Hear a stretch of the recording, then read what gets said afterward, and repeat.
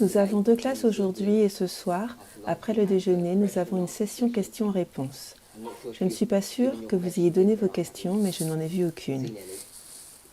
Et juste pour rappel, la nature de certaines questions est parfois complexe et détaillée. Donc, nous ne serons pas en mesure de répondre à beaucoup de questions, mais celles auxquelles nous répondrons auront, j'espère, suffisamment de détails pour que vous puissiez travailler. Dans la classe d'hier, nous avons discuté du rôle de Judas Iscariote, qui il était et sa relation avec le mouvement et Dieu. Nous sommes allés dans Jean 6, verset 70, et puis nous sommes allés dans Jean 13, verset 18, mais aussi dans deux passages tirés du livre de Matthieu. Nous sommes allés dans Matthieu 8, versets 19 et 20, puis nous sommes allés dans Matthieu 10, et c'était le verset 1. Nous avons regardé à 4 textes bibliques, 2 tirés du livre de Jean et 2 tirés du livre de Matthieu.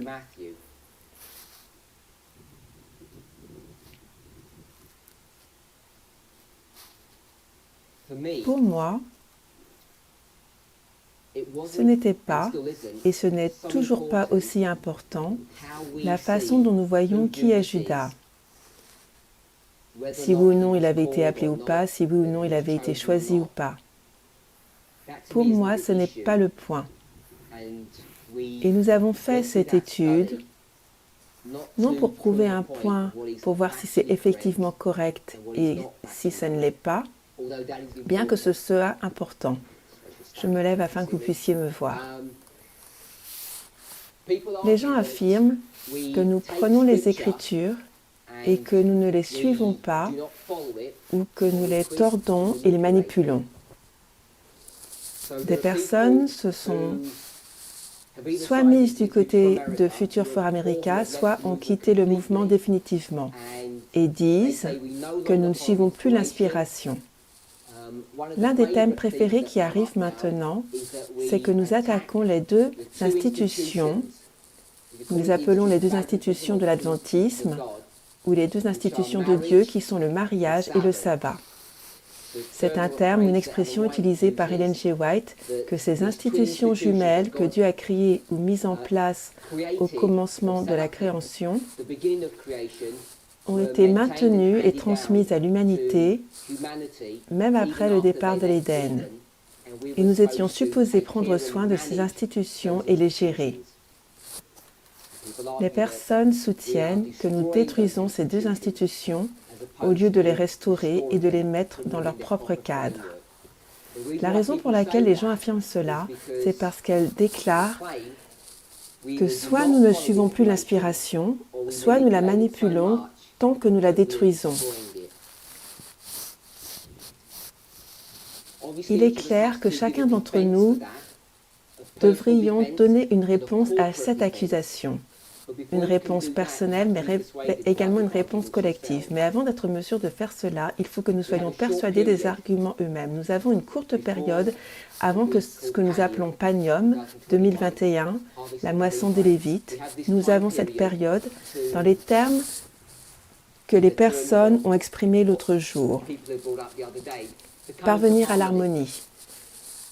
Pour comprendre en fait comment nous sommes parvenus à ces conclusions, afin que nous puissions savoir si ces conclusions sont correctes ou invalides, et une grande partie de cette œuvre est basée sur l'idée ou le principe de comment lisons-nous l'inspiration. Je suis sûre que vous êtes tous conscients que cette discussion est présentée peut-être de la manière la plus claire dans l'Évangile, dans la Bible, dans Luc chapitre 19. Quand la question est posée par l'homme de loi lui demandant « Que dois-je faire pour recevoir la vie éternelle ?» Et nous savons que cela est important, car c'est la question de l'Évangile éternel, n'est-ce pas? La définition avec laquelle nous avons été enseignés pour nous permettre de comprendre de quelle façon l'évangile éternel fonctionne et sa signification. Nous comprenons que ce message est l'évangile éternel et par conséquent cela fait de lui une question de vie ou de mort. Cet homme de loi l'avait compris et quelle est la réponse de Jésus par rapport à sa question? De quelle façon Jésus lui répond-il quand il lui pose la question « Comment pourrais-je recevoir la vie éternelle ?» Ma sœur, comment Jésus lui répond-il?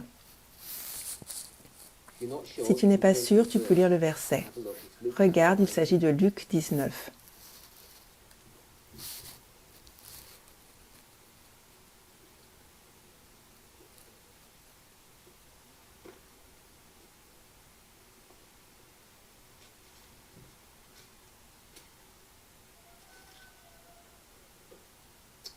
Ce n'est pas Luc 19, mais Luc chapitre 10. Luc chapitre 10.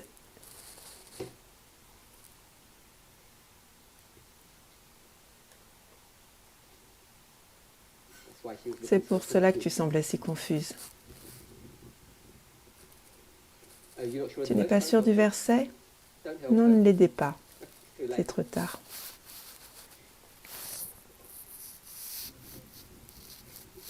Dans tes propres mots. Dans tes propres mots.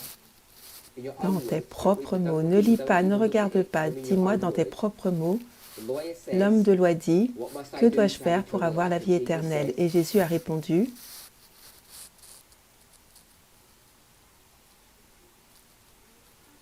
« S'il te plaît, ne me lis pas le verset. Pose ton téléphone. Pose-lui, tu n'en as pas besoin. Et dis-moi ce que Jésus lui répond. » Ok, donc lis premièrement le verset, mais ne le lis que pour toi.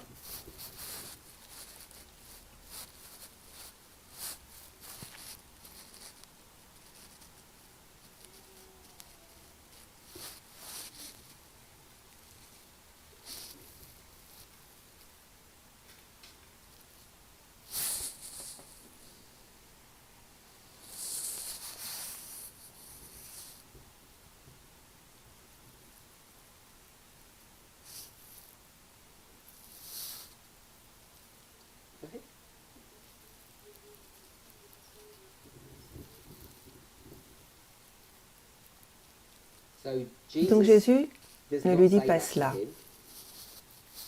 Je pense que c'est l'homme de loi qui donne cette réponse à Jésus. Donc j'aimerais savoir ce que Jésus répond. C'est à toi de me dire. J'aimerais que tu me dises.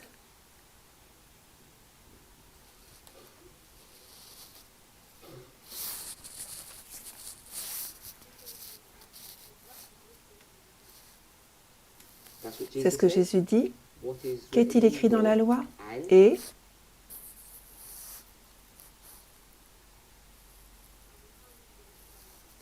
tu ne peux pas t'aider d'une citation à partir des Écritures. Dis-moi dans tes propres mots, dans un anglais clair. Quand tu vas faire les courses, tu ne dis pas « read us », lire.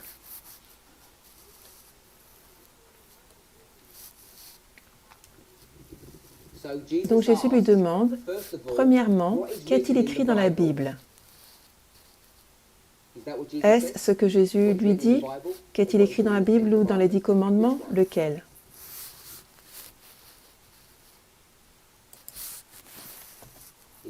Est-ce que Jésus lui demande qu'est-il écrit dans Exode 20 ou qu'est-il écrit dans la Bible?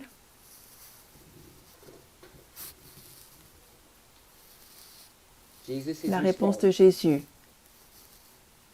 est A ou B. À toi de me dire quelle est la bonne réponse. Jésus lui demande-t-il qu'est-il écrit dans les 10 commandements, Exode 20, ou Jésus lui demande-t-il qu'est-il écrit dans la Bible? Qu'est-ce que Jésus lui dit? Laquelle des deux réponses?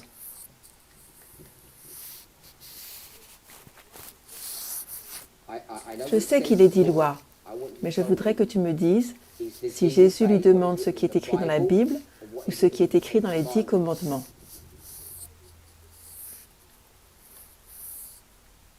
Donc, il parle de l'ensemble de la Bible et pas seulement des 10 commandements. Et je le sais. Est-ce que Jésus dit de façon particulière ce qui est écrit dans les 10 commandements ou ce qui est écrit dans 39 livres? Donc toute la Bible et pas seulement les 10 commandements. Quelqu'un est-il en désaccord avec cette réponse? Elle a dit que la réponse de Jésus est « Dis-moi ce qui est écrit dans la Bible ». Choix A. Ou Jésus dit-il ce qui est écrit dans les 10 commandements? Choix B. Elle a dit A. Ce qui est écrit dans la Bible. Quelqu'un est d'accord ou ne l'est pas? Tu n'es pas d'accord? Tu dis les 10 commandements? D'accord, ma sœur. Que dirais-tu, les 10 commandements?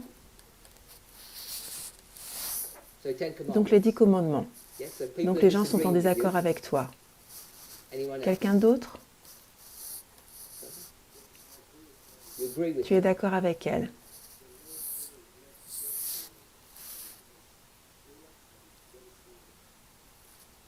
Peux-tu reprendre afin que je puisse répéter?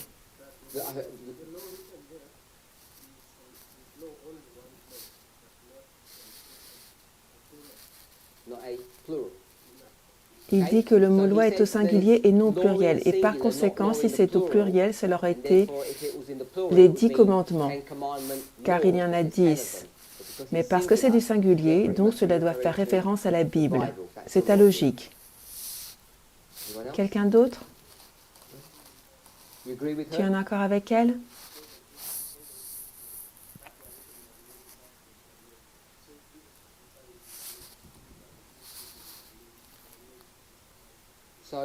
La réponse de mon frère est que ce à quoi Jésus fait référence, ce ne sont pas les 10 commandements, mais les 5 livres de Moïse. C'est bien ce que tu as dit. Oui, parfois c'est appelé le Pentateuque. C'est ce qui est dans l'esprit de Jésus quand il répond « Qu'est-ce qui est écrit dans la loi ?» Il s'agit de l'œuvre ou des écrits de Moïse et pas seulement des 10 commandements ou juste ce chapitre, Exode 20. Ai-je bien exprimé ta pensée?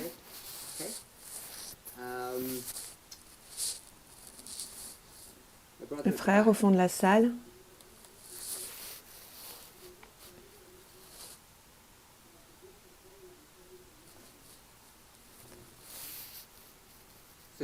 C'est ton argument qui prouve la raison de ton désaccord avec elle. Donc, quand Jésus dit à plusieurs endroits, tout comme Paul, il est écrit, à quoi Jésus fait-il référence quand il est dit, il est écrit? Les livres de l'Ancien Testament, n'est-ce pas la Bible? Elle n'a jamais dit les 66 livres. Elle a dit les 39 livres. Tu es d'accord maintenant? Tu sembles n'être toujours pas d'accord, même avec ton propre argument. Pourquoi es-tu en désaccord? 5 livres. Si elle avait dit 5 livres, aurais-tu été d'accord? Donc ce ne sont pas les 10 commandements. Ce sont les livres. Oui? Frère Robert.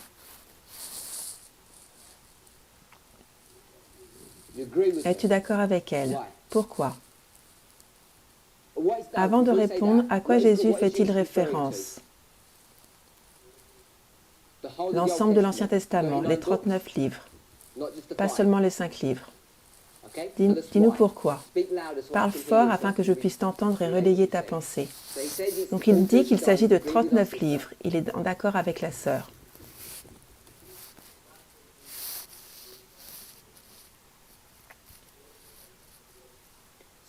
À cette époque, il faisait référence à l'ensemble de la Bible. Nous l'appellerons l'Ancien Testament comme étant la loi.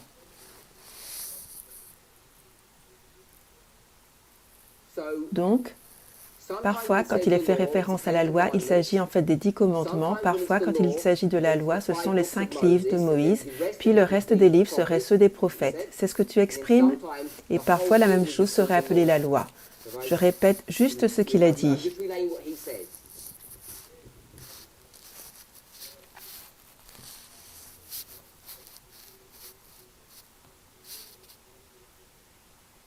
Donc la réponse donnée par l'homme de loi est une référence à l'ensemble de la Bible de l'Ancien Testament. Ce n'est pas spécifique aux 10 commandements.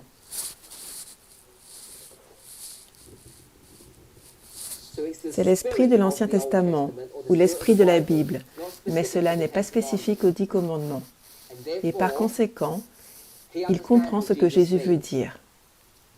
Il est clair qu'il comprend la pensée de Jésus, même si pour nous ce n'est pas le cas. Est-ce que tout le monde sera en accord avec cette affirmation que l'homme de loi comprend ce que Jésus veut dire quand il lui répond la loi? La chose, c'est que nous ne sommes pas sûrs parce que nous ne sommes pas juifs et nous ne vivons pas dans cette culture. Par conséquent, la première chose serait de constater que cela ne repose pas que sur le mot en lui-même. Je pense que nous devrions aller dans le grec pour voir si nous pourrions obtenir de l'aide, car nous pourrions avoir des réponses multiples de ce que signifie la loi, et je suspecte que nous aurions probablement les trois si nous regardions. Donc nous devons penser de la même façon qu'eux, et en plus nous devons nous poser la question de ce que Jésus a en tête. La Bible dit « Ayons les pensées de Dieu qui sont aussi celles de Christ ». Nous devrions penser de quelle façon Jésus réfléchit-il? Comment fonctionne-t-il? Quelle serait sa réponse? Est-ce qu'il se focaliserait sur un chapitre, sur 5 livres ou sur l'ensemble de l'Ancien Testament? De quelle manière réfléchirait-il? Et sur quoi baserions-nous notre réponse? C'est l'approche que nous devrions adopter. Beaucoup de personnes ont dit, pas beaucoup, mais quelques personnes ont dit qu'il ne s'agissait que des 10 commandements. Certaines ont déclaré qu'il ne s'agissait que des 5 livres et 2 personnes ont dit que cela signifiait l'ensemble de l'Ancien Testament. Si vous avez déjà donné une réponse, ne levez pas votre main. Une nouvelle personne, mon frère? Une seconde, être d'accord veut dire 39 livres. Ah, tu ne l'es pas. Oh, donc les 10 commandements, c'est ce dont parle Jésus. Ok.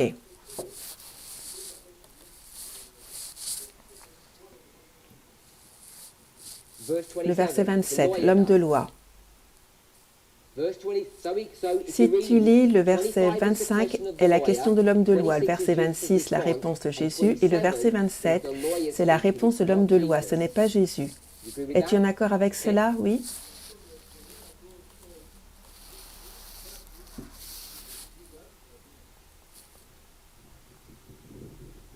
Où vois-tu l'un des commandements? Lequel est-ce? Juste l'expression pour la partie du commandement. Quel est ce commandement? Les 4 premiers. D'accord. Alors comment sais-tu qu'il s'agit des 4 premiers commandements? Car les 4 premiers commandements ne disent pas cela. Tu prends un concept. Je peux parler au nom de ma sœur et de frère Robert. Ils pourraient ne pas être d'accord avec ce que je suis sur le point de dire.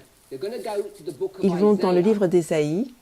Ils diront, la moitié du livre d'Ésaïe dit, « Aime ton Seigneur ton Dieu ». Et l'autre moitié du livre d'Ésaïe dit,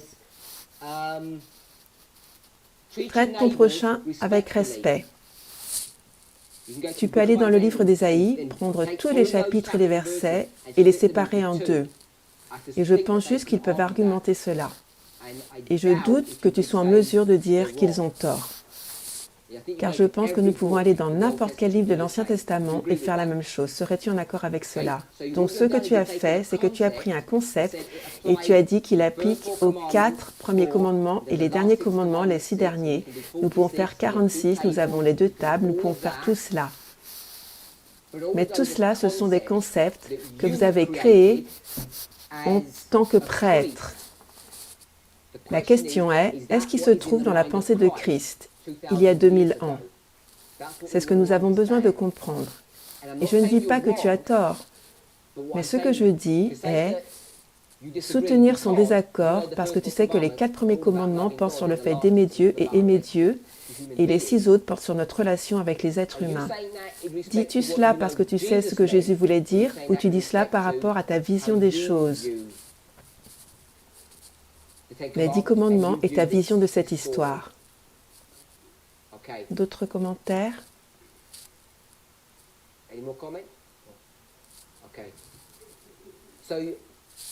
Donc, où te tiens-tu maintenant? Tu es neutre ou encore?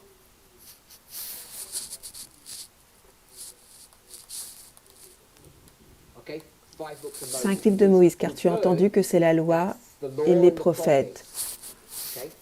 Es-tu en désaccord avec frère Robert qui dit que dans cette dispensation, nous aurions pu avoir toute la Bible comme étant la loi?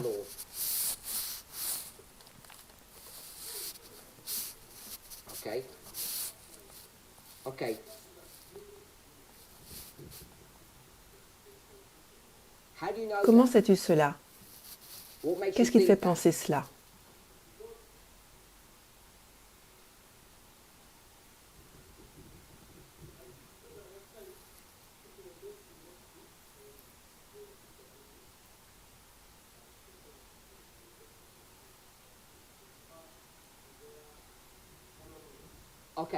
Laisse-moi t'interrompre. Je vais ajouter à ce que tu dis et dis-moi si tu es d'accord ou pas. Dans cette période de temps, les gens se focalisaient sur les livres de Moïse. C'est ce que tu as affirmé, oui? Tu dis « car c'est la loi ». Je suis en accord avec cela. Mais laisse-moi suggérer autre chose. La raison pour laquelle leur attention était sur Moïse, car qu'espéraient-ils? Sœur Jackie, quelles étaient leurs attentes? Ils étaient focalisés sur les livres de Moïse, car qu'espéraient-ils?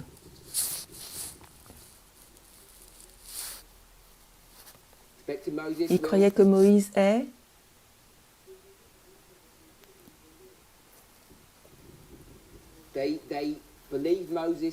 Ils croyaient que Moïse... Non pas qu'ils croyaient, non plus que cela.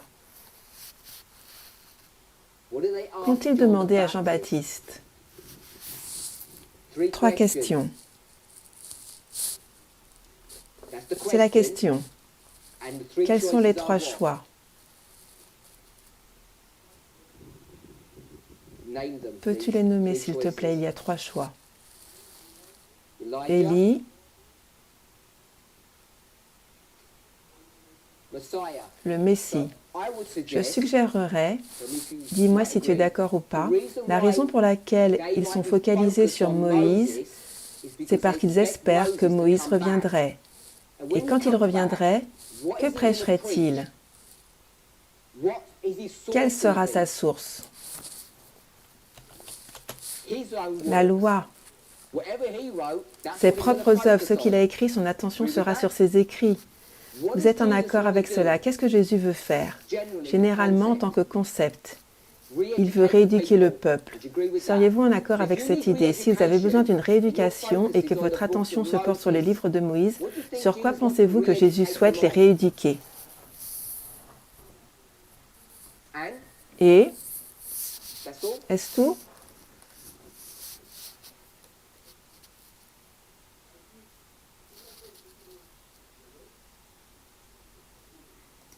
Ne riez pas.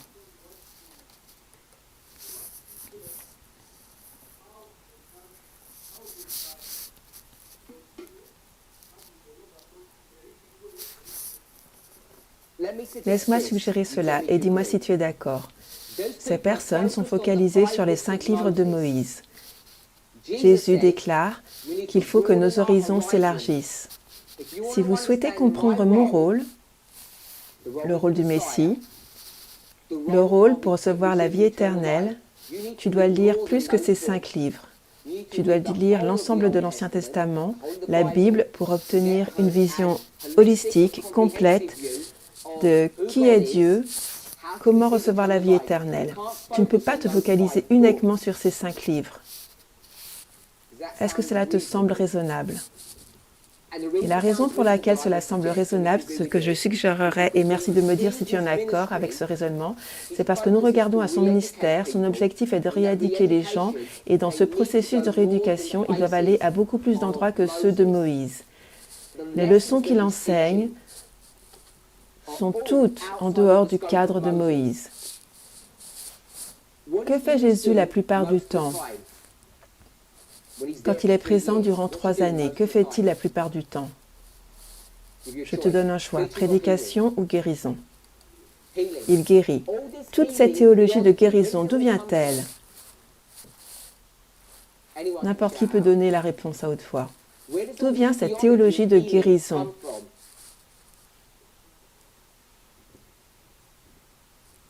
elle vient de Moïse, car Moïse va parler d'un livre important, le Lévitique, qui traite sur comment nous tombons malades, comment on traite la maladie, comment le péché est introduit, quel est le rôle des prêtres. Tout est au sujet de Moïse. Et le sabbat.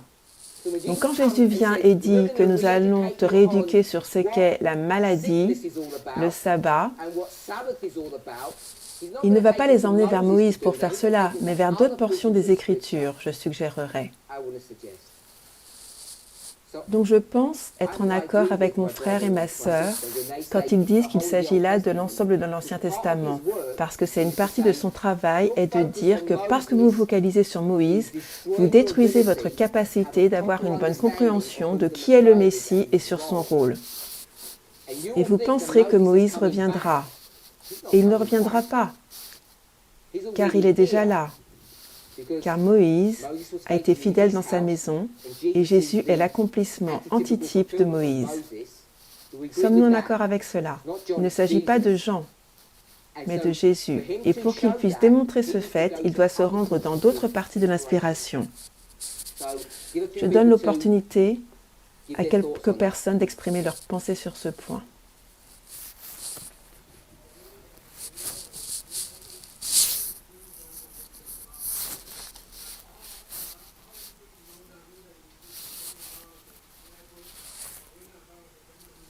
Dis-moi simplement ta réponse.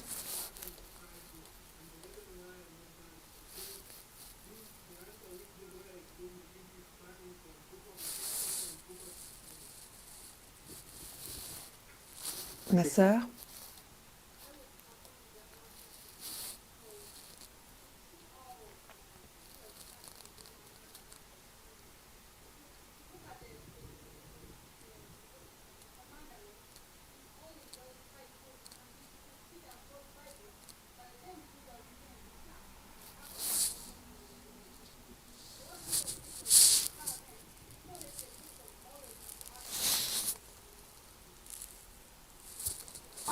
Au début, j'ai dit que l'homme de loi sait de quoi Jésus est en train de parler.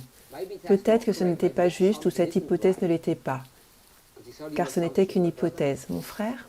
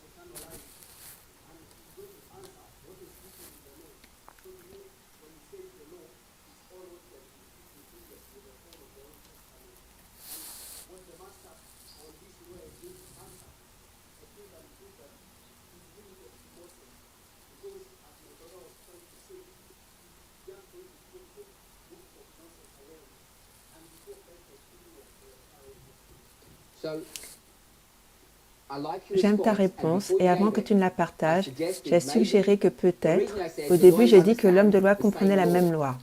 Et par la suite, j'ai dit peut-être qu'il ne la comprenait pas. Et ta suggestion est, premièrement, il nous amène au verset 24 pour montrer que d'un point de vue contextuel, c'est plus que le livre de Moïse. Nous pouvons voir cela, n'est-ce pas? Donc si c'est le contexte, il dit « Tout ce que tu vois, dont les prophètes ont parlé », alors l'homme de loi répond « Comment sommes-nous supposés être sauvés ?» Dis-moi si c'est ce que tu as dit.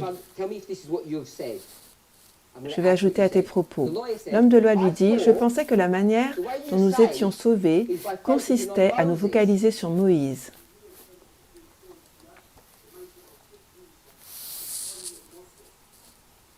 Que dira Jésus? C'est quoi au juste? Jésus lui dit qu'il s'agit de tout et lui répond, je pensais qu'il ne s'agissait que de Moïse. Et au verset 25, Jésus lui dit, qu'est-il écrit?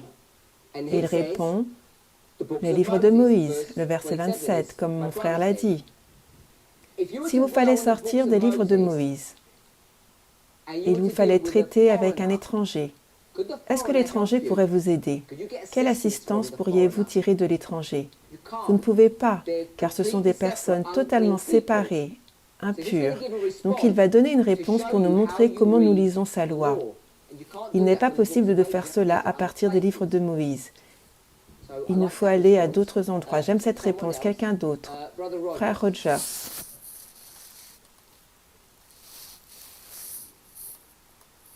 Un peu plus fort. Le verset 25.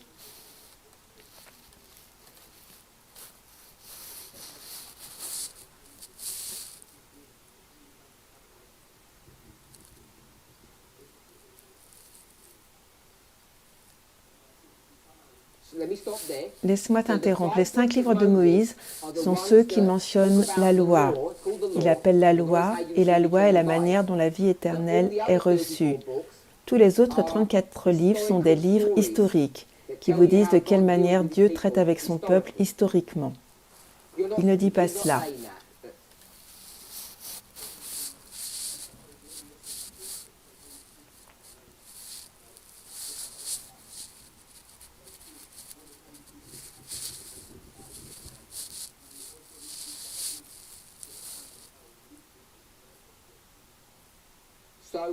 Ce que les Juifs ont mal fait, je reformule la pensée du frère Rogers, et dis-moi si je la dis correctement.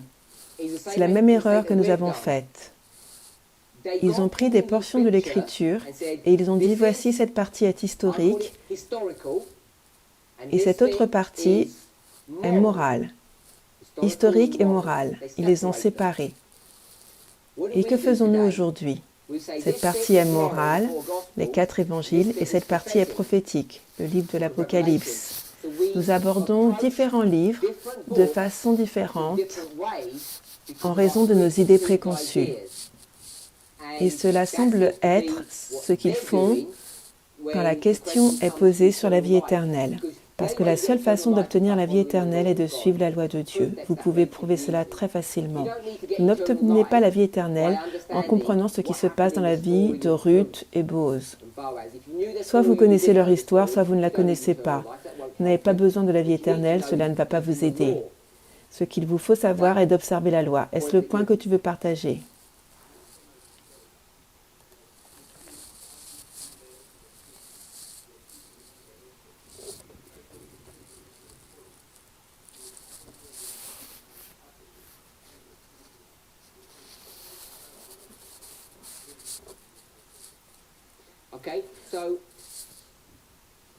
En ce qui me concerne, ce n'est pas parce que je me raccroche à cette vision, mais j'espère que nous pouvons voir que ces personnes qui prenaient la défense des 39 livres, les arguments qu'ils présentent, je pense, sont logiques et solides.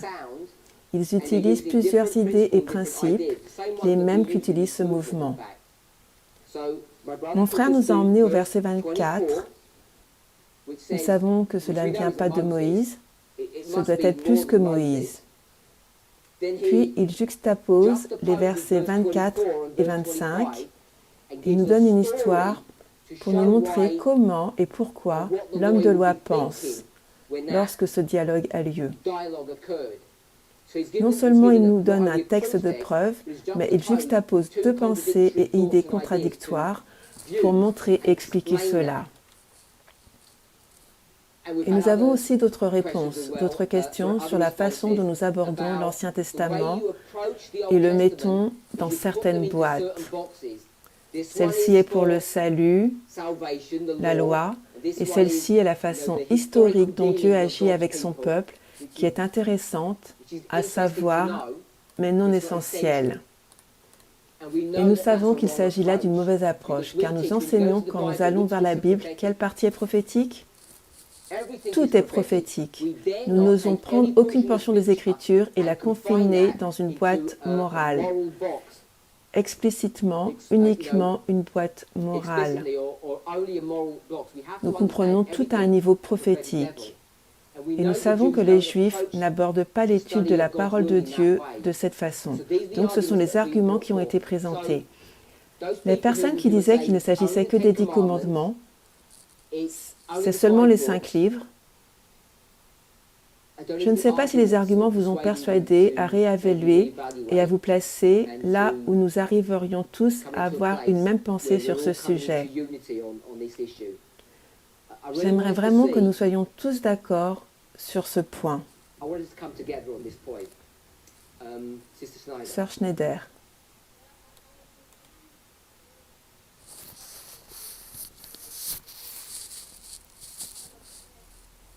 Une seconde. Au début, elle pensait qu'il s'agissait des 5 livres, mais après avoir écouté le frère, elle a commencé à être persuadée différemment.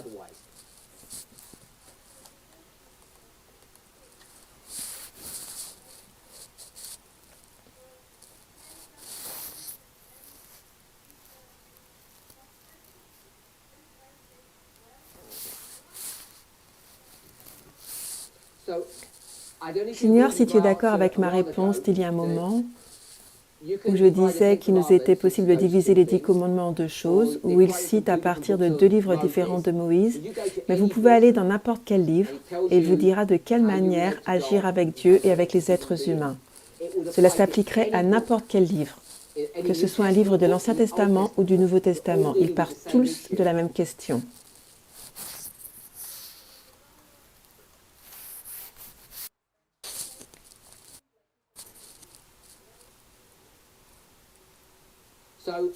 Quand les disciples dans Matthieu 24 posent la question « Quand sera la fin du monde ?» Pardon, quand sera ton second avènement, la destruction de Jérusalem et la fin du monde? Je pense que c'est une question en 4 sections, mais je n'en ai donné que 3. Jésus répond, je vous donnerai la réponse. Vous savez que la réponse donnée par Jésus est compliquée. Au moins, il aurait pu dire que la destruction de Jérusalem n'est pas en lien avec celle du monde. Tu sais que souvent Jésus répond d'une manière parabolique. Mon frère derrière elle,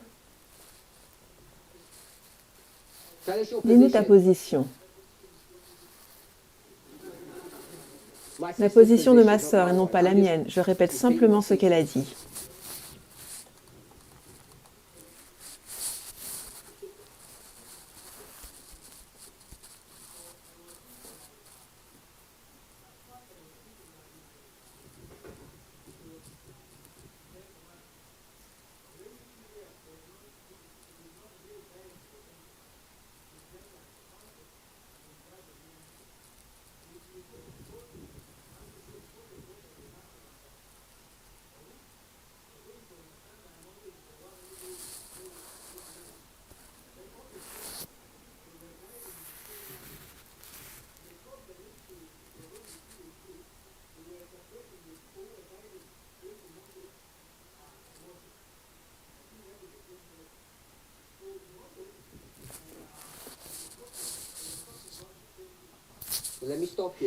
Je t'interromps, je vais le dire plus simplement.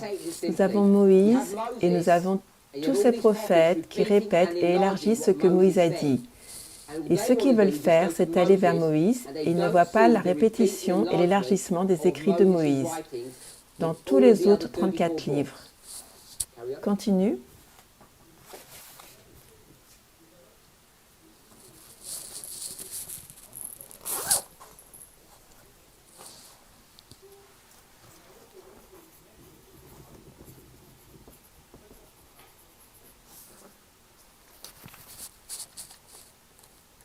Matthieu.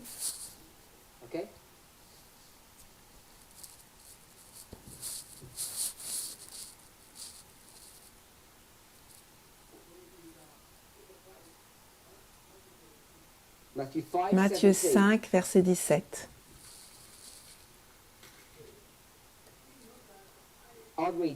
Je le lis.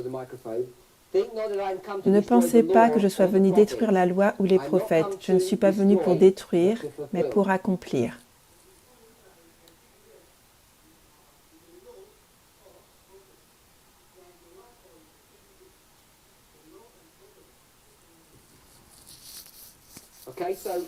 Dans le verset 17, Jésus fait une distinction entre la loi et les prophètes, entre les livres de Moïse et les autres livres, mais il déclare qu'il n'est venu pour en détruire aucun.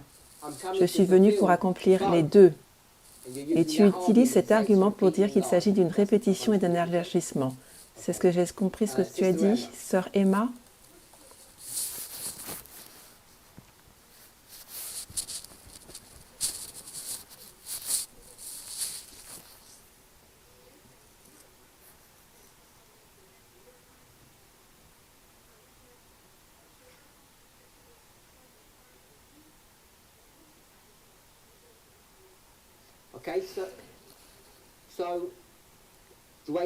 La façon dont sœur Schneider a lu ce passage est comme une approbation des 10 commandements. Mais tu vas dans un autre texte qui donne la même réponse, mais dans celui-ci, il est clair qu'il approuve l'ensemble de l'Ancien Testament. Est-ce que tout le monde comprend ce qu'elle fait? Matthieu 22, nous allons dans Matthieu 22.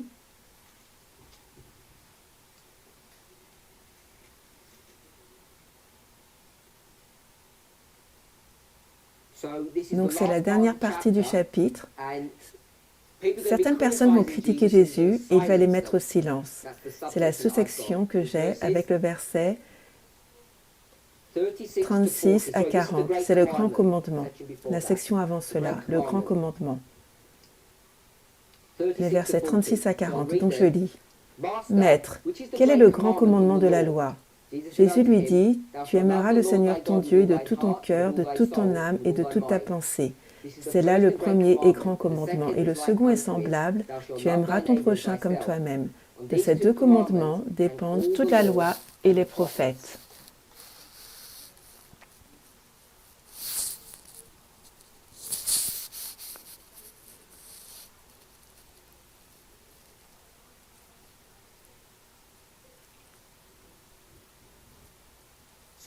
Ce principe d'aimer Dieu et son prochain, que nous trouvons dans les 10 commandements, qui j'affirme est trouvé dans le livre de Moïse, est, comme l'a souligné mon frère, une répétition et un élargissement sur l'ensemble de l'Ancien Testament. Donc dans cette histoire de Matthieu 23, Jésus fera référence à quelqu'un qui a posé une question spécifique au sujet des commandements ou la loi et dira que toute cette question porte sur l'ensemble de la parole de Dieu.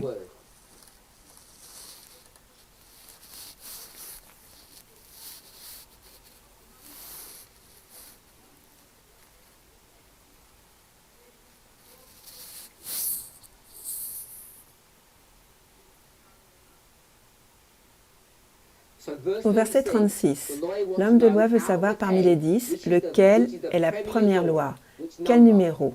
Et il lui a été dit que cela ne fonctionnait pas de cette façon et au verset 40 sur ces deux principes, mais il dit commandement car c'est sur ces principes que s'appuie tout l'Ancien Testament. Et ce n'est pas comme Ésaïe qui est appuyé sur l'un d'eux et Jérémie sur un autre. Car si vous lisez ces livres, les deux ont l'ensemble des deux commandements, aimer Dieu et aimer son prochain, entrelacés dans chacun de ces livres. Donc tous ces livres traitent du même problème sans cesse. C'est de nouveau une répétition, un élargissement, et c'est ce sur quoi Jésus veut que les gens se focalisent. Nous venons juste de lire Matthieu 22, les versets 36 à 40.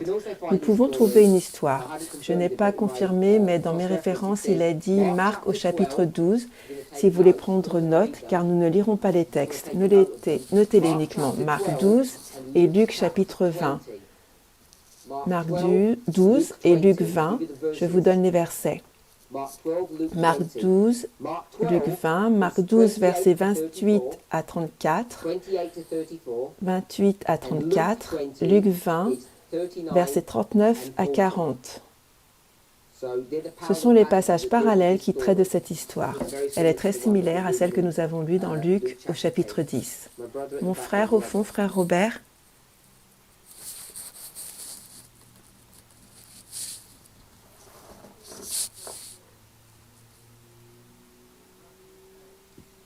Dans quel chapitre es-tu? Ok, au verset 29, maintenant nous regardons à l'histoire.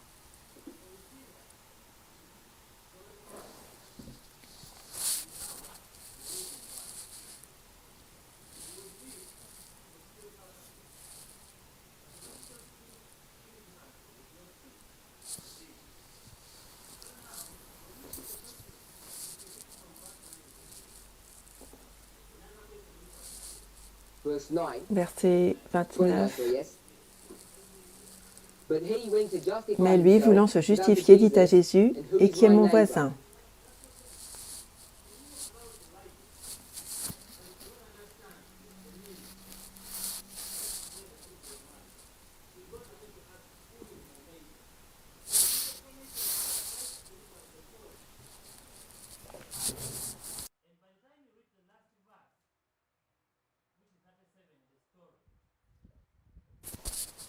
Et il dit, « Celui qui a montré de la miséricorde envers lui est ton voisin. Va et fais de même. » Verset 37.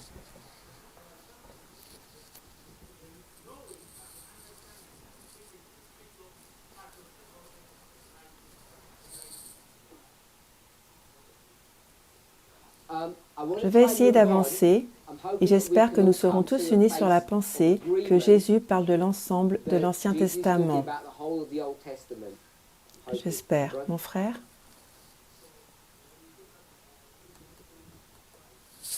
Quel verset?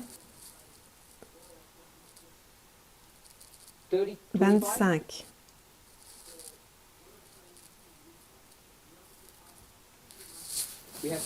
Nous avons deux pensées.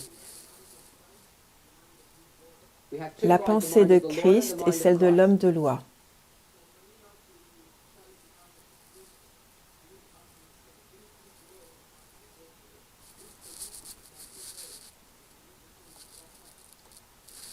Quelle est la place de cet homme de loi dans l'économie juive?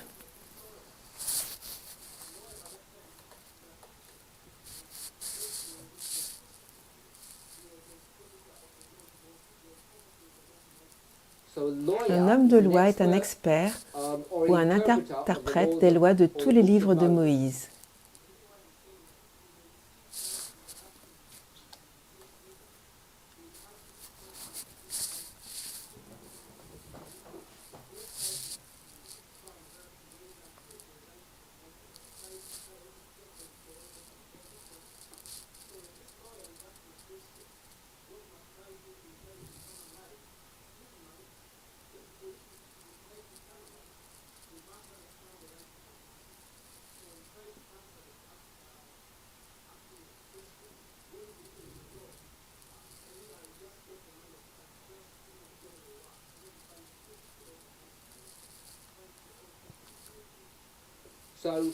Il semble y avoir une divergence entre la pensée de Christ et celle de l'homme de loi.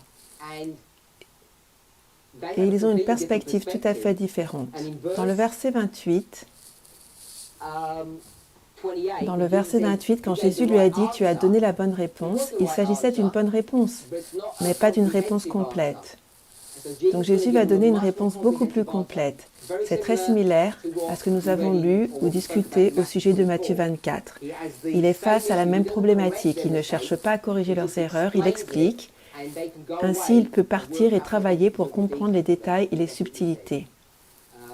Je pense que c'est ce que le frère a dit. Mon frère?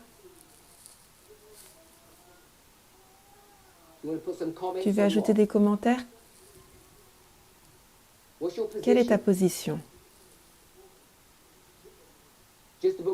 Juste les livres de Moïse. Donc tu n'es pas persuadé avec les arguments présentés qu'il s'agit de l'ensemble de l'Ancien Testament.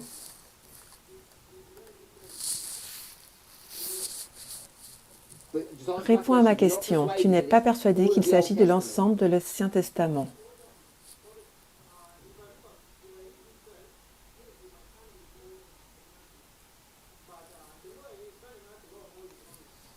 Je comprends cela quand Jésus dit « Qu'est-ce qui est dit dans la loi ?» À quoi Jésus pense? Car c'est ce que nous voudrions savoir, ce que Jésus pense, non pas ce que l'homme de loi pense, mais ce que Jésus veut dire. Et toi, que penses-tu qu'il voulait dire?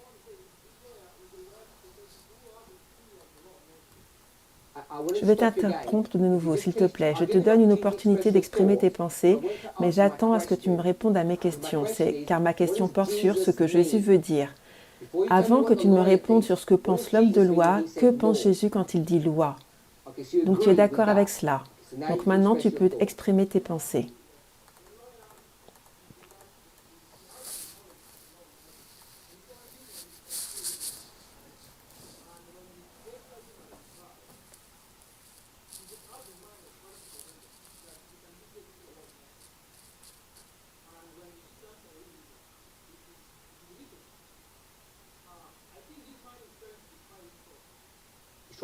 Il essaie de...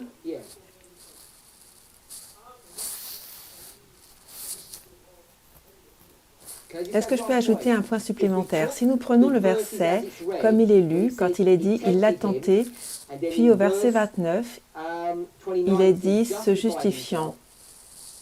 Si tu lis le commentaire d'Ellen White sur ce sujet, au verset 25, quand il l'a tenté, cette expression « tenter », elle dit que cela ne veut pas vraiment dire cela. Si nous acceptons sa version de cette histoire, elle semble sous-entendre que cette personne était préoccupée, comme l'avait été le jeune homme riche, au sujet de son propre salut.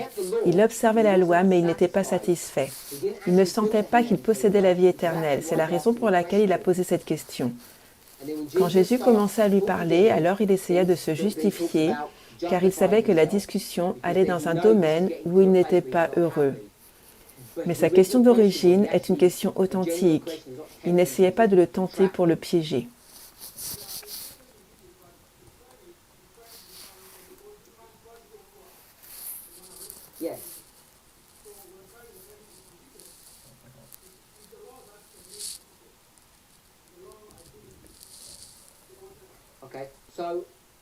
Je vais interroger de nouveau les personnes qui ont déjà répondu d'un côté ou de l'autre du débat. Il y avait peu de personnes là au commencement. Frère Robert. Désolé, un peu plus fort. Est-ce une hypothèse juste?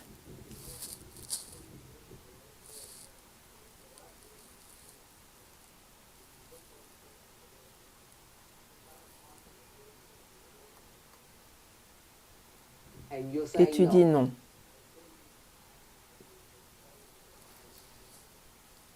Ok. Est-ce que tu veux ajouter un autre point?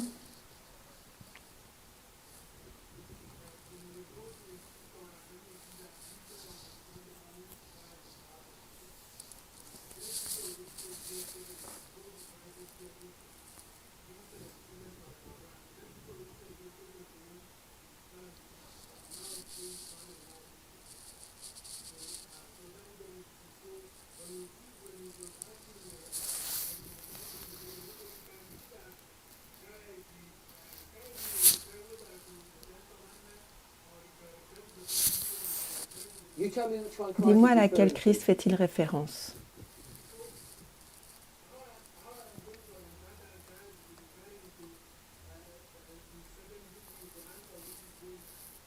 Tu me donnes la réponse et non la méthodologie.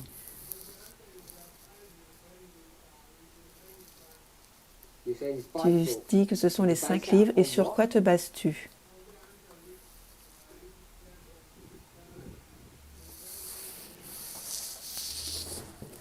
Donc tu n'es pas d'accord avec mon frère là-bas qui dit qu'au verset 24, Dieu parle de tous les prophètes. Si je vous dis beaucoup de prophètes, tu n'es pas en accord avec cela. Tu n'es pas en accord avec cela qu'il s'agit du contexte de cette discussion. Donc c'est une histoire différente. L'homme de loi ne demande pas cela en raison de ce que Jésus vient de lui dire au sujet de l'ensemble des prophètes. Donc c'est une question au hasard. Je ne sais pas si nous serons d'accord avec cela. Jésus a une discussion au sujet des prophètes et cette personne a une question au hasard qui porte sur la manière de recevoir la vie éternelle. Cela n'a rien à voir avec l'histoire précédente. Je sais qu'il n'a pas posé la question, mais il écoutait à ces questions. Il écoutait les réponses. Et tu dis qu'il s'est dit, ils ont posé leurs questions, donc moi je vais poser la mienne, car la mienne n'a rien à voir avec leurs questions. C'est ce que tu suggères. Il n'existe aucune relation entre le verset 24 et 25. Est-ce de cette façon que tu vois ces chapitres? Aucune relation entre ces questions et la discussion en amont. Car nous sommes tous d'accord qu'il n'était pas inclus dans la discussion d'origine, mais tu es en train de dire que c'est un sujet tout à fait nouveau. Est-ce ce sur quoi tu te tiens? Oui, tu dis que c'est un sujet tout à fait nouveau, sans aucune relation avec les autres. Je ne te demande pas. Arrête, arrête, tu dois t'arrêter.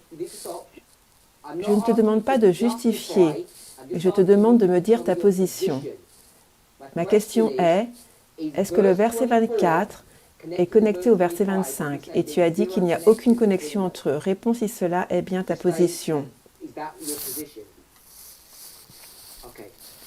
Nous sommes en désaccord avec mon frère et les autres et tu dis que c'est un sujet tout à fait nouveau, tandis que disent que les sujets sont liés ensemble. La raison pour laquelle il a posé cette question, c'est parce qu'il a entendu cette discussion et il y a une connexion. Et peut-être es-tu en accord ou en désaccord avec cela, mais quand le jeune riche dirigeant vient et pose à Jésus cette même question, que dois-je faire pour recevoir la vie éternelle? Pourquoi pose-t-il cette question? Connais-tu la réponse à ma question? Pourquoi le jeune homme riche pose-t-il cette question?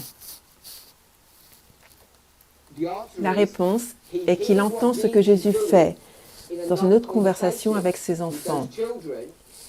Il voit ce qui se passe et il le provoque ou le convainc à poser ces questions basées sur ce qu'il a déjà entendu. Et c'est la logique que les personnes ont utilisée ici. Il a entendu ce que Jésus a répondu et il veut avoir une réponse en lien avec cela. Ce n'est pas un sujet tout à fait nouveau. Ancien Tess.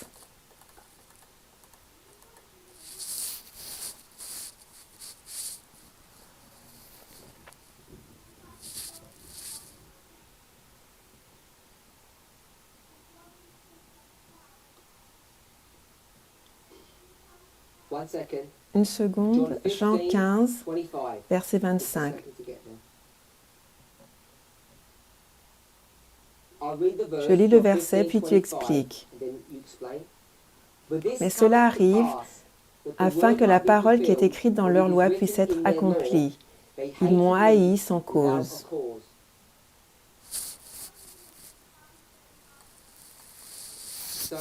Il est écrit, c'est écrit dans leur loi, et il s'agit du livre des psaumes. J'aimerais poser la question à quelqu'un qui à l'origine a donné la réponse que cela signifiait soit les 5 livres, soit les 10 commandements, pour voir si la personne a changé de position ou reste toujours sur sa position. Quelle était ta position d'origine? Pourquoi as-tu changé?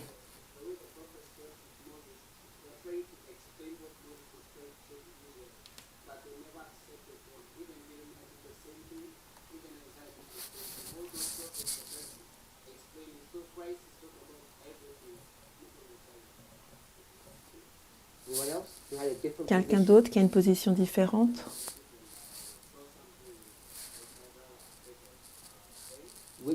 Quel frère, pardon?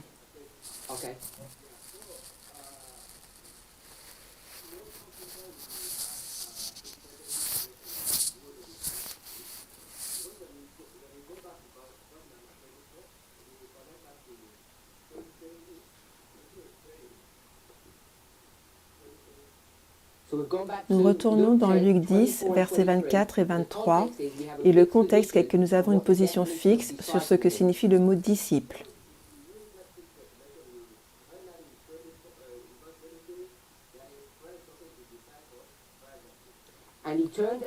Et il se tourna vers ses disciples et leur dit en privé, « Bénis sont les yeux qui voient les choses que vous voyez, car je vous dis que beaucoup de prophètes, des rois, ont désiré voir ces choses que vous voyez et ne les ont pas vues. »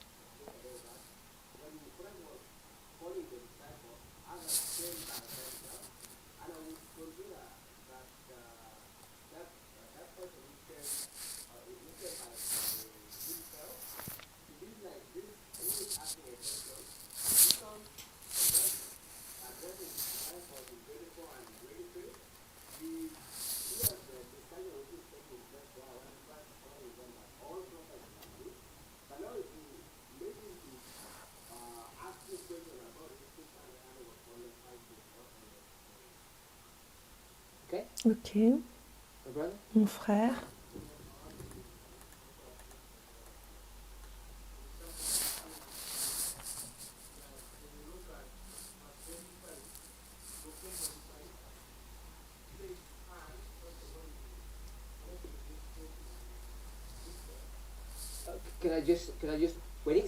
Quand dans le texte il est dit et en anglais, nous devrions nous assurer que le et dans ce contexte ne signifie pas une connexion, car ce mot pourrait vouloir dire et après cela, il y a quelque chose de nouveau. Et le et particulièrement avec la manière dont la King James version est écrite, nous devrions nous assurer que cela signifie une connexion automatique parce que c'est de cette façon que nous le ferions. Jean et Anne ont fait quelque chose. Cela signifie que les deux sont ensemble. Mais la façon dont ce mot est souvent employé, je ne dis pas que dans ce cas particulier, car tu pourrais avoir raison, ce n'est pas toujours connecté.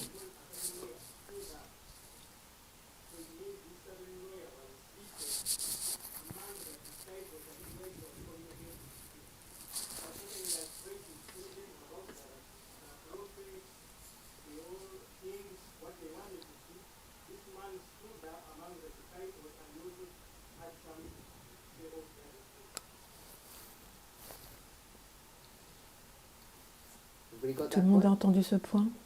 Mon frère au fond.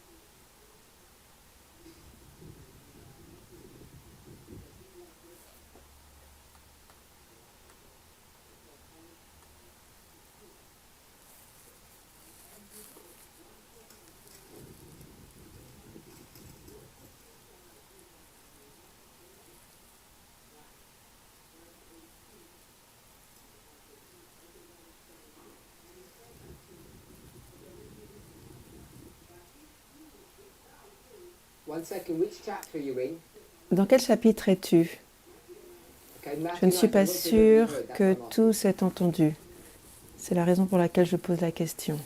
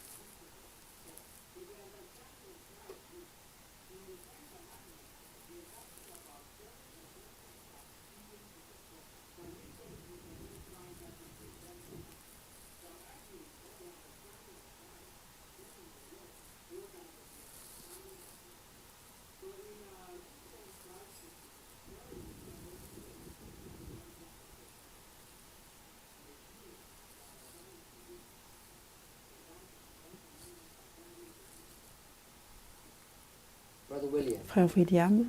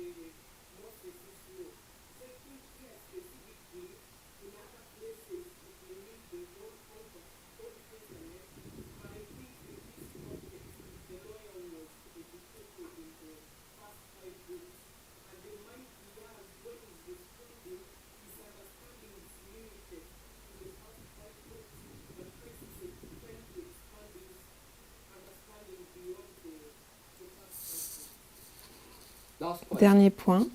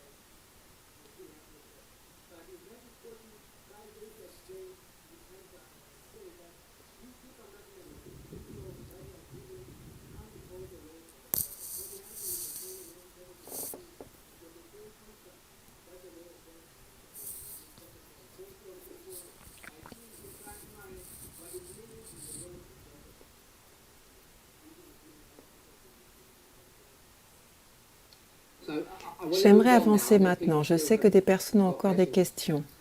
Quand nous abordons un sujet tel que celui-ci, et que nous prenons pour preuve une situation de l'esprit de prophétie, notre frère nous a conduits là. C'était les paraboles de Jésus, page 376, chapitre 27 en anglais, « Qui est mon prochain ?» Si vous lisez ce chapitre, il serait facile d'aboutir à cette conclusion rigide, disant que cela porte sur les 10 commandements. Les paraboles de Jésus, page 331 en français. C'est le début du chapitre. J'ignore combien de pages il contient. Le titre est « Qui est mon prochain ?» C'est la parabole du bon samaritain. Le problème est que lorsque nous lisons quelque chose de ce genre, ou ces versets, ou un commentaire, tout est fait dans le cadre des 10 commandements. Les paraboles de Jésus, page 331. S'il vous fallait lire le chapitre, vous verriez que tout porte sur les 10 commandements. Je vais vous lire un passage juste pour vous montrer cela.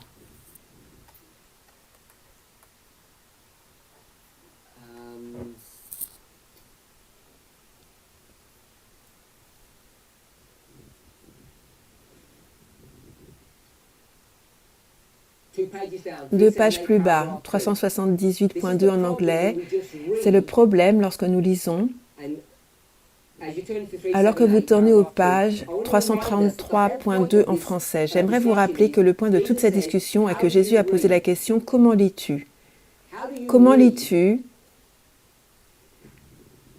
les 10 commandements si nous prenons cet exemple? Ellen White va commenter là-dessus.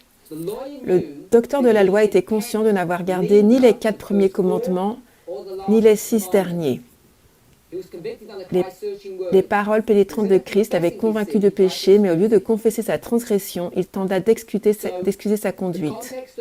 Donc le contexte de cette discussion et le commentaire d'Ellen White sur ce texte portent sur quel sujet? Les 10 commandements, les 4 premiers et les 6 derniers. Quand nous avons commencé notre discussion et avons parlé de notre perspective au sujet d'aimer Dieu, notre prochain, 4, 6, 46, les 2 cartes, tout cela, nous avons tout ce concept, toute cette théologie.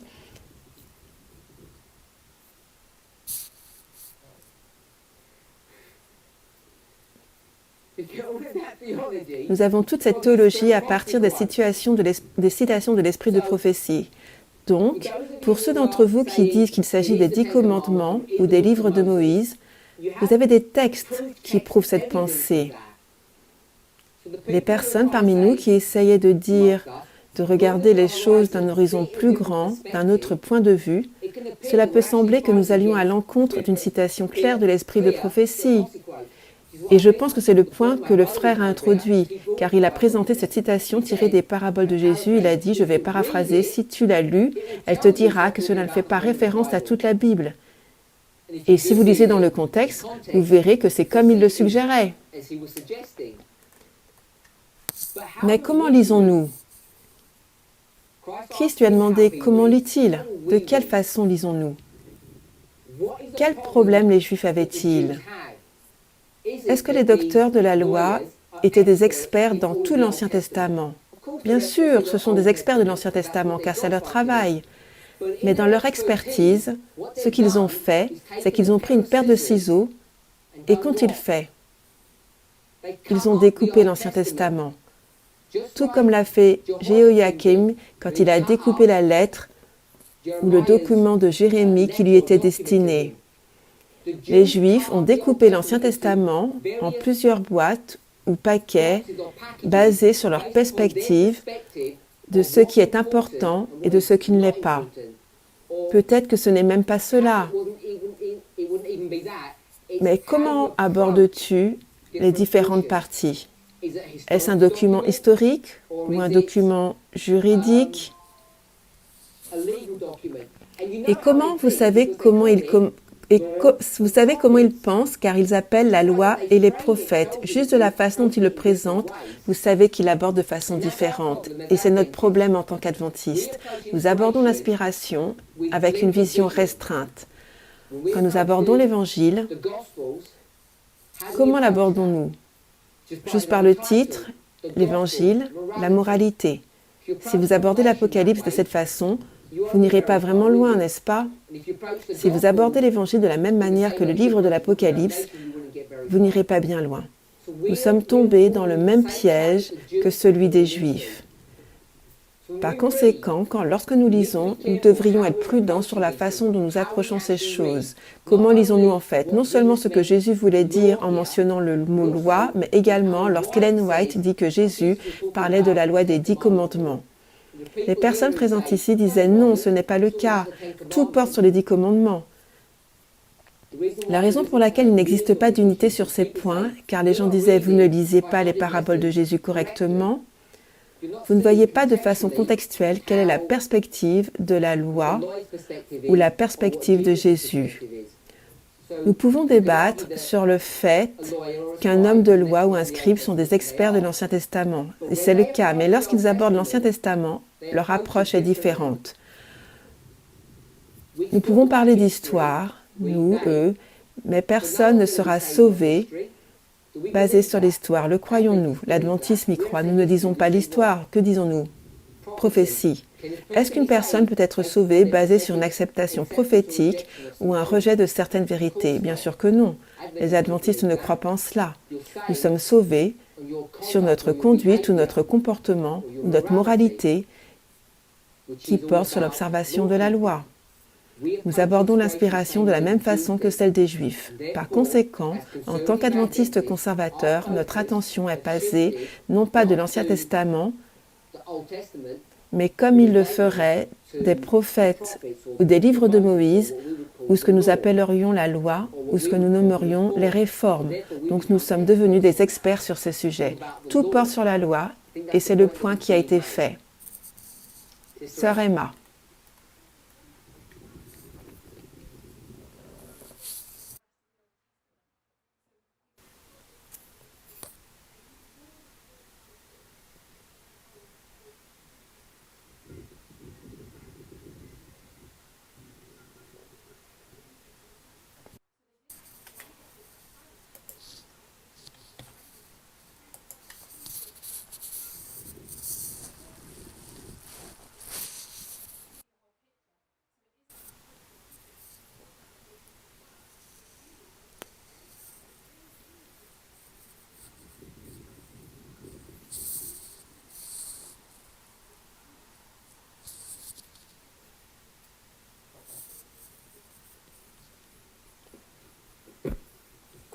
La question est posée,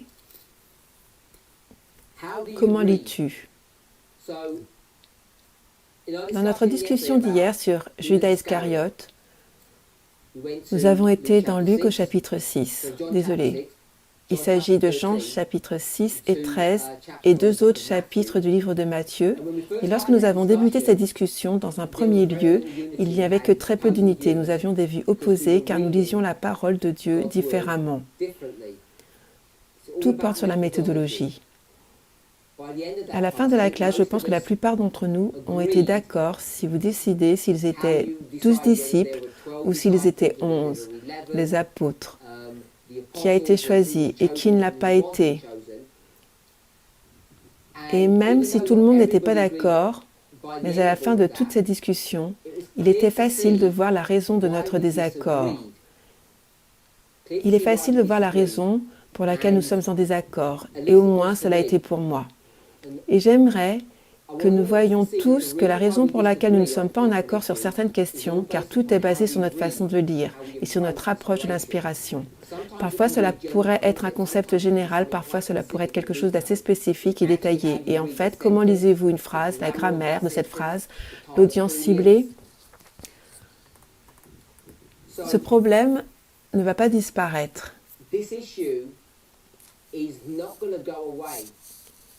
La question sur la façon dont nous abordons l'inspiration. Et nous devrions être préoccupés dans un petit groupe tel que celui-ci, 66 personnes plus les autres, les enseignants, le personnel.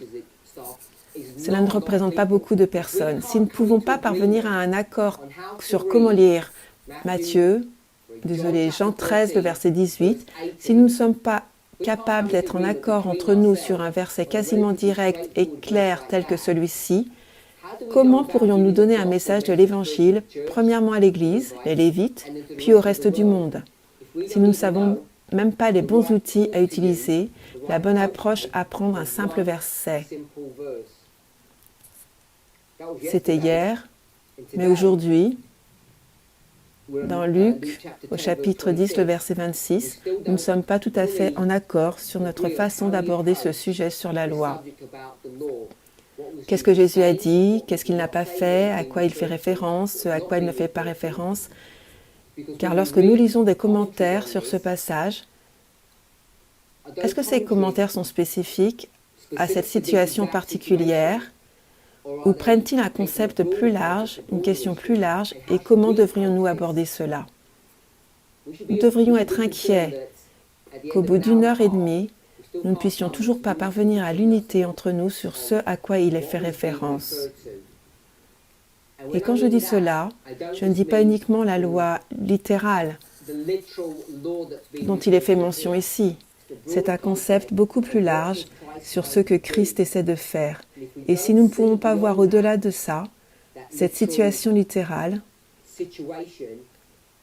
nous ne serons jamais en mesure d'avancer. Et c'est là où nous nous trouvons actuellement.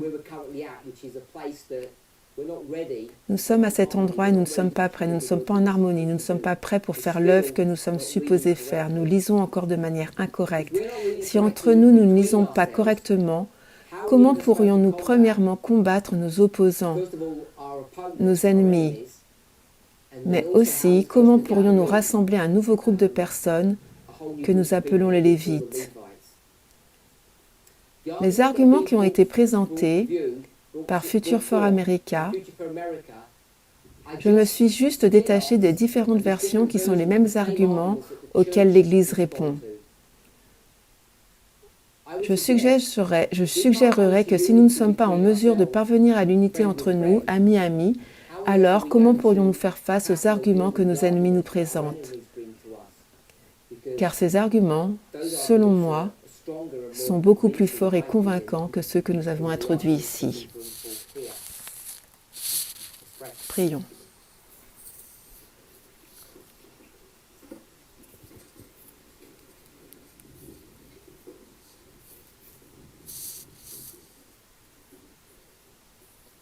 Père Céleste, aide-nous à comprendre de quelle façon nous devrions lire. Nous savons que tout ce que nous comprenons est basé sur ces lettres, ces mots, ces phrases, ces structures. Notre salut éternel est basé non seulement sur ces mots mêmes, mais aussi sur notre compréhension de ce que ces mots signifient. Le point qui est supposé dériver d'une bonne lecture de ces histoires.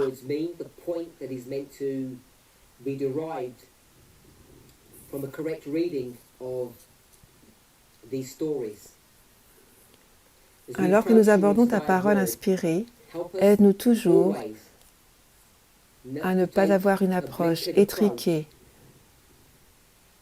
non pas d'avoir un seul esprit, mais de voir ces histoires sur des niveaux multiples.